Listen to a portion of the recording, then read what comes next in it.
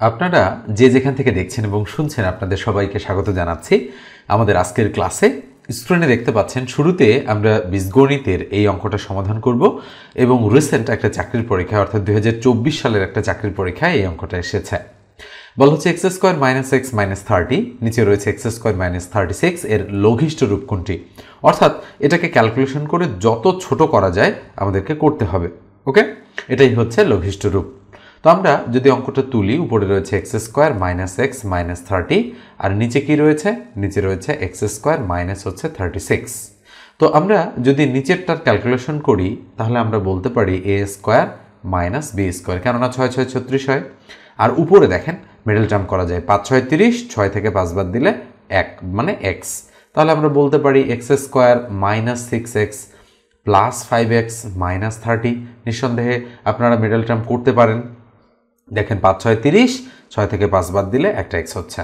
ওকে, তাহলে ইকুয়াল উপরে x common নিলে কি হয়, এক্স মাইনাস 6। এই যে দেখেন এই দুটোর মধ্যে কমন, প্লাস প্লাস দিলাম, 5x এবং 30-র মধ্যে 5 কমন যাচ্ছে, তার মানে এক্স মাইনাস 6 থাকতেছে। আর নিচে থাকে x plus 6 into x minus 6, দুটো জিনিস। ওকে, আচ্ছা, এরপরে পরের লাইনটা আমরা একটু এখানে ক্যালকুলেশন করি। তাহলে এক্স মাইনাস 6 দুটোর মধ্যে একটা, এই যে দেখেন এটা এটার মধ্যে একটা, আর আছে এক্স প্লাস 5, তাহলে এক্স প্লাস 5 আমরা দিয়ে দিলাম। তাহলে নিচে কি থাকে, এক্স প্লাস 6, সরি নিচে থাকতেছে এক্স প্লাস 6 ইন্টু হচ্ছে এক্স মাইনাস 6। তার মানে উপরের এক্স মাইনাস 6 নিচের এক্স মাইনাস 6 ক্রস হয়ে যাচ্ছে, উপরে এক্স প্লাস 5 তার নিচে থাকতেছে এক্স প্লাস 6। তাহলে নিঃসন্দেহে আমরা বলতে পারি যে আমাদের এটাই হচ্ছে কি সঠিক উত্তর। তো কোথায় রয়েছে এক্স প্লাস 5 ভাগ এক্স প্লাস 6, দেখেন তো আমাদের কিন্তু এই যে ক নম্বর যে অপশনটা রয়েছে সেটাতে রয়েছে এক্স প্লাস 5 ভাগ হচ্ছে এক্স প্লাস 6। তো আমরা একটু ট্রাই করে দেখি অ্যান্সারটা রাইট কিনা। এক্স্যাক্টলি এটাই হচ্ছে আমাদের সঠিক উত্তর। এবার আমরা পরের অঙ্কে চলে যাচ্ছি। তো এ পর্যায়ে বলি, যারা চ্যানেলে নতুন যদি প্রয়োজন মনে করেন তাহলে সাবস্ক্রাইব করে দেবেন, আর ফেসবুক পেজ থেকে দেখে থাকলে পেজটা ফলো দিয়ে রাখবেন। ওকে, স্ক্রিনের এই অঙ্কটা দেখেন কি বলা হচ্ছে অঙ্কটাতে, x square minus root 2x plus 1 equal to 0 হলে x to the power 12 plus 1 এর মান কত। ওকে, অঙ্কটা কিন্তু গতানুগতিক ধাঁচের অঙ্ক নয়, কিছুটা ব্যতিক্রমভাবে কিন্তু এই অঙ্কটা এসেছে। ওকে, তো আমরা অঙ্কটার সলিউশন করব। তাহলে দেখেন এই অঙ্কটাতে ছোটোখাটো একটা মিস্টেক ছিল, এই যে রুট 2x এর উপরেও রুটটা ছিল, আসলে সেই অঙ্কটাতে পুরোটার উপরে আসলে রুট ওভারটা ছিল না, আমরা একটু হচ্ছে ঠিক করে দিয়েছি। ঠিক আছে, তাহলে x square minus root 2 into x plus 1 equal to 0 হলে এইটার মান কত সেটা আমাদের বের করে নিয়ে আসতে হবে। তো আমরা দেওয়া আছে এটার একটু ক্যালকুলেশন করব। বলা হচ্ছে x square minus root 2 into x plus হচ্ছে 1 ইকুয়াল কি 0। তাহলে বা এক্স স্কোয়ার প্লাস 1 এই দিকে রেখে এই রুট 2x মাইনাসটা ওই দিকে গেলে প্লাস হয়ে যাচ্ছে, তাহলে রুট 2 ইন্টু এক্স। আচ্ছা বলেন তো এই এক্স ইন্টু আকারে আছে, যদি বাম দিকে আসে তাহলে কি হয়, তাহলে এক্স স্কোয়ার প্লাস 1 এর নিচে এই এক্স চলে আসে, ইকুয়াল হচ্ছে রুট 2।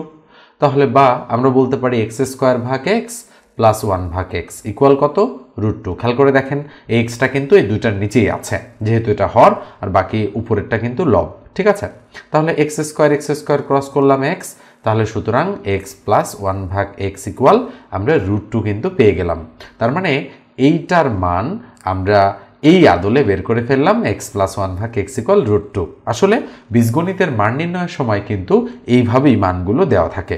তাহলে আমরা এখানে কি পেলাম, তাহলে এক্স প্লাস 1 ভাগ এক্স এর ভ্যালু আমরা হচ্ছে রুট 2 পেয়ে গেলাম। ওকে, তো আমরা এই অংশটা একটু এখান থেকে মুছে দিচ্ছি যেন আমরা যেহেতু বড় হবে কিছুটা অঙ্কটা, কারণ হচ্ছে আমাদের কিন্তু ক্যালকুলেশন করতে হবে। দেখেন এখানে x to the power 12 plus 1 divided by x এর উপরে কিউব, এই জন্য অঙ্কটা কিন্তু কিছুটা বড় হয়ে যাবে।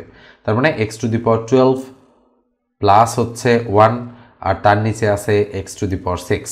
আমরা যদি আলাদা আলাদা করি, উপরে এক্স টু দি পাওয়ার 12 তার নিচে x to the power 6 plus উপরে 1 তার নিচে এক্স টু দি পাওয়ার 6, তার মানে এটা ক্রস হয়ে এক্স টু দি পাওয়ার 6 থাকে। তাহলে আমরা বলতে পারি x to the power 6 plus 1 ভাগ এক্স টু দি পাওয়ার 6। এখন এটাকে আমরা পারলে স্কোয়ারের অনুসিদ্ধান্ত অথবা কিউবের অনুসিদ্ধান্ত যে কোনো একটাতে ফেলতে পারি। তো আমরা কিউবেরটাতে ফেলি, তাহলে এক্স স্কোয়ার তার উপরে আমি কিউব দিয়ে দিলাম, তার মানে এটা এ কিউব প্লাস 1 ভাগ এক্স স্কোয়ার তার উপরে আমি কিউব দিয়ে দিলাম, তার মানে এটা হচ্ছে বি কিউব। তাহলে এ কিউব প্লাস বি কিউব, তাহলে এ কিউব প্লাস বি কিউবের আমাদের অনুসিদ্ধান্ত কি বলেন তো দেখি? তার মানে এ প্লাস বি তার উপর হোল কিউব। দেখেন এটা এক্স স্কোয়ারটা হচ্ছে এ আর 1 ভাগ এক্স স্কোয়ারটা হচ্ছে বি, তার মানে a plus b whole cube minus 3 into a into b, তাই না? 3ab ইন্টু হচ্ছে এ প্লাস বি, তার মানে এক্স স্কোয়ার প্লাস 1 ভাগ এক্স স্কোয়ার। সূত্রটা কিন্তু আপনারা একটু মনোযোগ সহকারে দেখলেই বুঝতে পারবেন কোন সূত্র আমি প্রয়োগ করলাম। আমি একটু অন্য কালার দিয়ে দেখাচ্ছি। সূত্র আমি প্রয়োগ করলাম কিন্তু এ কিউব প্লাস হচ্ছে বি কিউবের সূত্রটা কি, সরি অনুসিদ্ধান্ত কিন্তু এটা, তার মানে এ প্লাস বি তার উপর whole cube minus 3ab into a plus b. আমি কিন্তু এই অনুসিদ্ধান্তটা প্রয়োগ করে ফেললাম। তো এবার আসেন তাহলে ইকুয়াল চিহ্ন দিচ্ছি, দিয়ে এই স্কোয়ার এই এক্স স্কোয়ার ক্রস হচ্ছে, তাহলে কি থাকে ভিতরে? দেখেন আমরা আবার সূত্র ফেলতে পারি, a square plus b square, এই আদলে আমরা সূত্র ফেলতে পারি। সেকেন্ড ব্র্যাকেট দিয়ে তার উপর কিউব দিয়ে দিলাম, দেখেন এটা মাইনাস 3 ইন্টু, একইভাবে এখানে আমরা সূত্র ফেলতে পারি a square plus b square. আসলে এ স্কোয়ার প্লাস বি স্কোয়ারের তো সূত্র নেই, আছে হচ্ছে অনুসিদ্ধান্ত। অনুসিদ্ধান্তটা কি? আমরা বলতে পারি a square plus b square equal a plus b whole square minus হচ্ছে 2ab। এই যে একটার পর একটা আমি অনুসিদ্ধান্তগুলো বসাচ্ছি, এগুলো সম্পর্কে যদি আপনাদের বিস্তারিত ধারণা না থাকে তাহলে কিন্তু আপনারা অঙ্কগুলো করতে পারবেন না। এই জন্য তো কখন কোন সূত্র প্রয়োগ হচ্ছে, কখন কোন অনুসিদ্ধান্ত প্রয়োগ হচ্ছে, এই বিষয়গুলো জানতে আপনারা আই বাটন থেকে আমার এই ভিডিওটা দেখে আসতে পারেন, ওকে? তাহলে বুঝতে পারবেন।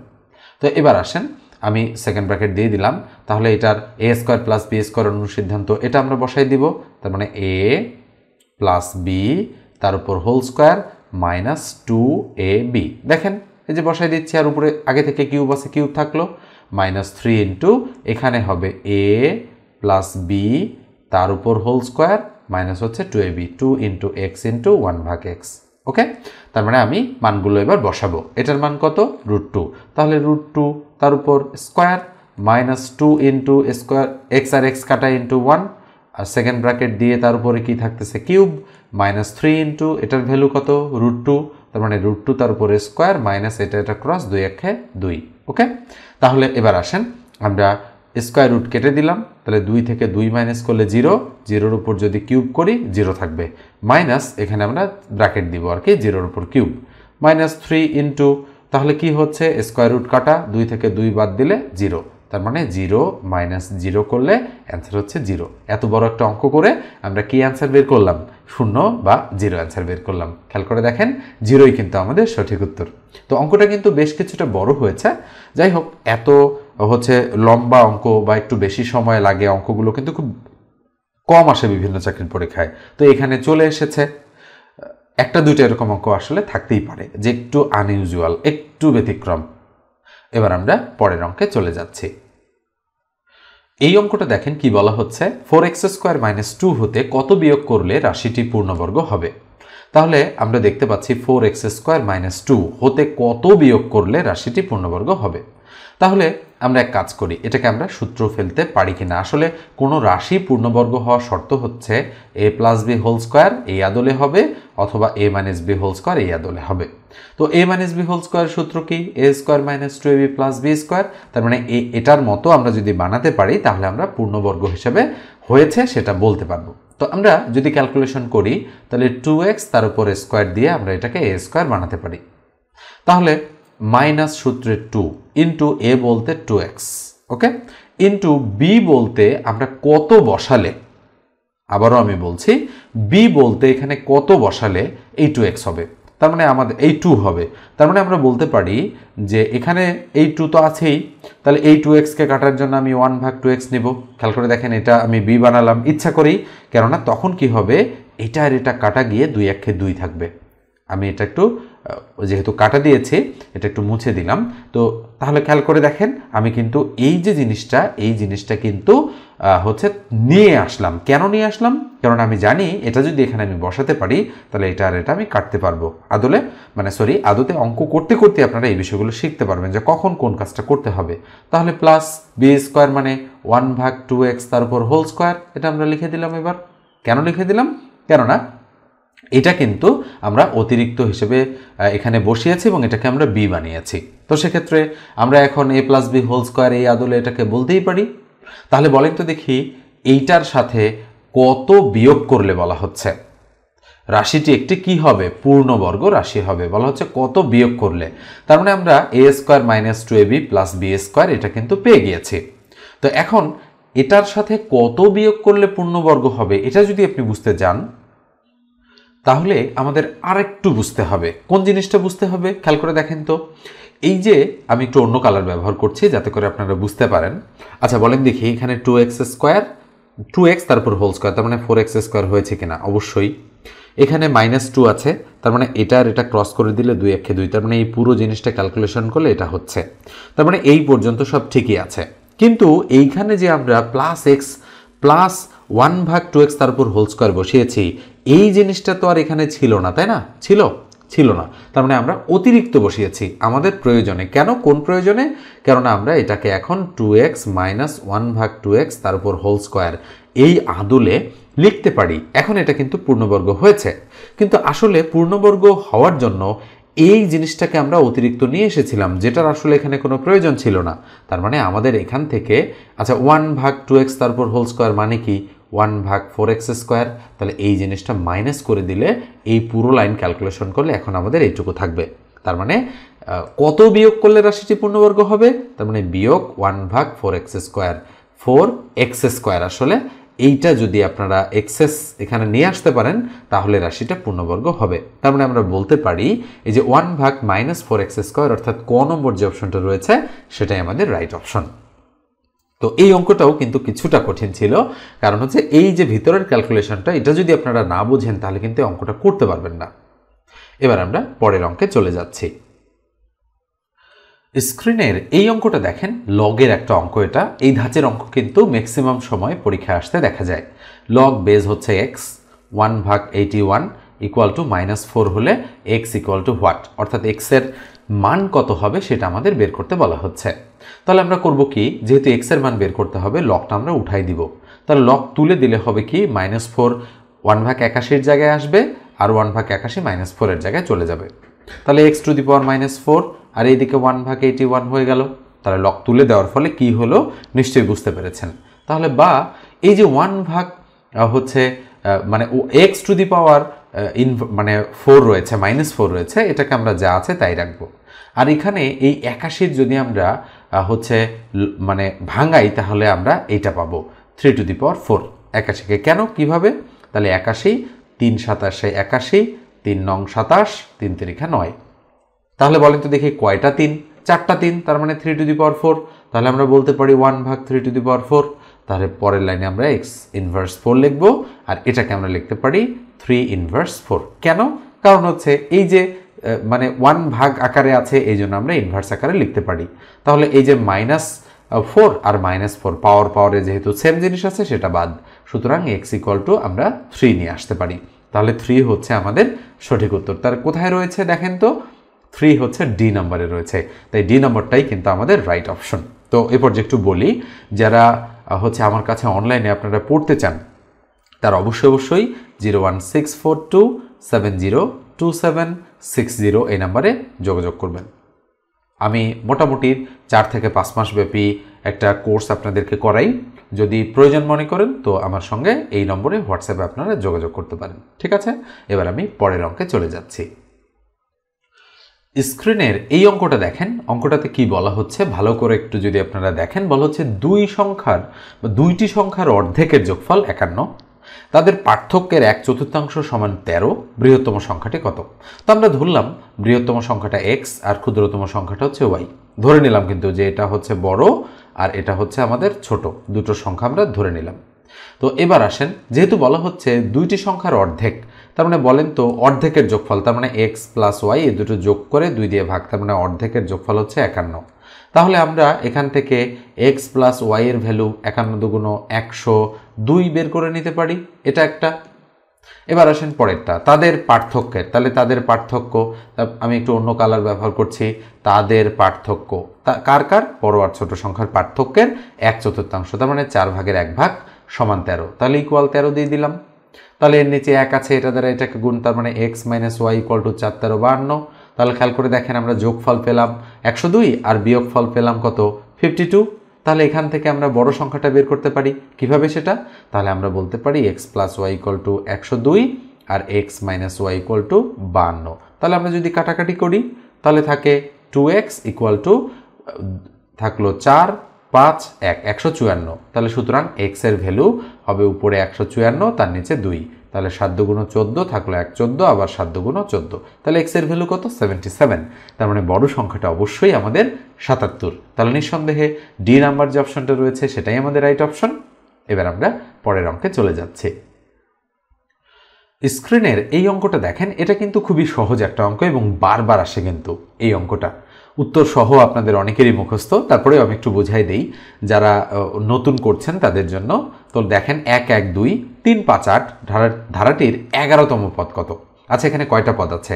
1টা 2টা 3টা 4টা 5টা 6টা। তাহলে সপ্তম, অষ্টম, নবম, দশম, 11তম, তার মানে এই পদটা কত সেটা আমাদের বের করতে বলা হচ্ছে। তো আসেন এখানে দেখেন ধারাটা কিভাবে যাচ্ছে। 1 আর 1 2, 2 আর 1 3, 3 আর 2 5, 5 আর 3 8, 8 5 কত হবে? 13 হবে। 13 আর 8 কত হবে? 21, 21 আর 13 কত হবে? 34, 34 আর 21 কত হবে? 55, 55 আর 34, তার মানে 5 4 9, হাতে নেই, 5 3 8, তাহলে 89। তাহলে 11তম পদ কত? 89। ওকে, 89 হচ্ছে সঠিক উত্তর। তো ম্যাক্সিমাম হচ্ছে পরীক্ষায় কিন্তু এখানে দশম পদ মানে 10তম পদ জানতে চাচ্ছিল। তাহলে 10তম পদ কত? 55 হচ্ছে অ্যান্সার। অ্যান্সারটা কিন্তু অনেকেরই মুখস্থ। তো মুখস্থ অ্যান্সার দাগালে কিন্তু আপনি ভুল মানে ফাঁদে পা দেবেন, কেননা এখানে এবারে কি 11তম পদ জানতে যাচ্ছে। যদি 12তম পদ জানতে চাইতো তাহলে 89 আর 55 যোগ করে যেটা হতো সেটাই হতো। ওকে, এই জন্য মুখস্থ অ্যান্সার কখনোই দাগানো যাবে না, আপনাদের অঙ্ক করে বুঝে তারপরে অ্যান্সার দাগাতে হবে। এরপর আমরা পরের অঙ্কে চলে যাচ্ছি। এবারে খুবই সহজ একটা অঙ্ক এসেছে। এ ধরনের অঙ্ক কিন্তু মানে কয়েক সেকেন্ডের মধ্যেই করে ফেলা সম্ভব। টাকায় 6টি লেবু ক্রয় করে টাকায় 5টি লেবু বিক্রয় করলে লাভের আর কত? তো এই ধরনের অঙ্ক আমরা করি কি, যেহেতু টাকার ফিগার দুটো সেম, আমরা ক্রয় আর বিক্রয়, তার মানে ক্রয় হয়েছে 6টা, বিক্রয় হয়েছে 5টা, তাহলে আমরা লিখি লাভ হয়েছে ক্রয় মাইনাস বিক্রয় ভাগ বিক্রয় গুণন 100। এইভাবে আমরা বের করে ফেলি কিন্তু এই সূত্র প্রয়োগ করে এই অঙ্কটা, যখন কি টাকার ফিগার দুটো সমান থাকে। তাহলে ক্রয় কয়টা? 6টা, তার মানে 6 - 5, বিক্রয় হচ্ছে 5, ভাগ যেহেতু বিক্রয় মানে 5 ইন্টু হচ্ছে 100, তাহলে 6 থেকে 5 বাদ দিলে থাকে 1, তাহলে 5 20 120, 20 আর 1 যদি আমরা গুণ করি 1 × 20 = 20 হচ্ছে সঠিক উত্তর। তার মানে 10-15 সেকেন্ডের মধ্যেই এই ধরনের অঙ্ক কিন্তু আমরা করে ফেলতে পারি। তার মানে খ নম্বর বা বি নম্বর যে অপশনটা রয়েছে সেটাই রাইট অপশন। এবার আমরা এটা মুছে দিয়ে পরের অঙ্কে চলে যাচ্ছি। স্ক্রিনের এই অঙ্কটা দেখেন, বলা হচ্ছে একটি আয়তাকার বাগানের ক্ষেত্রফল 400 বর্গমিটার এবং প্রস্থ 16 মিটার, বাগানের পরিসীমা কত? তো দুটো সূত্র আমাদের এখানে জানতে হবে। তো আমরা শুরুতে একটা আয়তাকার বাগান কল্পনা করছি। তো এই হচ্ছে একটা আয়তাকার বাগান। তো এই বাগানের দৈর্ঘ্য কোনটা? এটা হচ্ছে দৈর্ঘ্য আর এটা হচ্ছে কিন্তু প্রস্থ। তাহলে একটি আয়তাকার বাগানের ক্ষেত্রফল, তো আমরা জানি আয়তক্ষেত্রের ক্ষেত্রফলের সূত্র কি? দৈর্ঘ্য গুণন প্রস্থ। তার মানে আমরা জানি আয়তক্ষেত্রের এরিয়া বা ক্ষেত্রফল মানে দৈর্ঘ্য গুণন প্রস্থ। তাহলে তো এরিয়ার ভ্যালু কত দেওয়া আছে? 400 বা 400 দেওয়া আছে। তাহলে দৈর্ঘ্য আমরা ধরলাম x আর প্রস্থ ধরলাম y। তার মানে আমরা বলতে পারি x y = কত? 400। এবং বলা হচ্ছে প্রস্থ 16, তার মানে প্রস্থের মান 16, তার মানে y এর মান 16। তাহলে আমরা বলতে পারি 400 = x ইন্টু y এর মান কত? 16। ওকে, তো আপনারা চাইলে x y নাও ধরতে পারেন, প্রস্থ ইকুয়াল আপনারা বের করতে পারেন। তাহলে খেয়াল করে দেখেন আমাদের কিন্তু কি দেওয়া আছে? প্রস্থ দেওয়া আছে 16 মিটার। তো প্রস্থ তার মানে y এর মান আমরা 16 ধরেছি, তাহলে x হচ্ছে এখানে আমাদের দৈর্ঘ্য। তাহলে সুতরাং x = উপরে 400 তার নিচে 16। কাটাকাটি যদি আমরা করি 4 4 16, তাহলে হয় 100, 4 25 100, তার মানে 25। তাহলে কত হচ্ছে? দৈর্ঘ্য হচ্ছে 25। তাহলে প্রস্থ কত? প্রস্থ তো 16 আগে থেকেই বলা আছে। এবার আসেন বাগানের পরিসীমা। তো আমরা জানি পরিসীমা ইকুয়াল 2 ইন্টু দৈর্ঘ্য যোগ হচ্ছে প্রস্থ, তার মানে 2 × x + y। আমরা যদি x y আকারে বলি তাহলে 2 ইন্টু দৈর্ঘ্য আর প্রস্থ যোগ করলে কত হয়? তার মানে 25 যোগ 16 যা হবে তাই। তাহলে 2 ইন্টু 25 আর 16 হচ্ছে 41। তাহলে 41 আর 2 গুণ করলে 41 × 2 = 82। তার মানে আমাদের সঠিক উত্তর হচ্ছে 82। তো এই হচ্ছে আমাদের আজকের আলোচনাটা কেমন লাগলো অবশ্যই আপনারা লিখে জানাবেন। যদি ভালো লাগে সেটাও জানাবেন, খারাপ লাগলে সেটাও জানাবেন। আর সাবস্ক্রাইব না করে থাকলে অবশ্যই সাবস্ক্রাইব করবেন। ভিডিওতে একটা লাইক দিয়ে দেবেন আর ফেসবুক পেজ থেকে দেখে থাকলে পেজটা ফলো দিয়ে রাখবেন। ধন্যবাদ সবাইকে, ভালো থাকবেন, সুস্থ থাকবেন।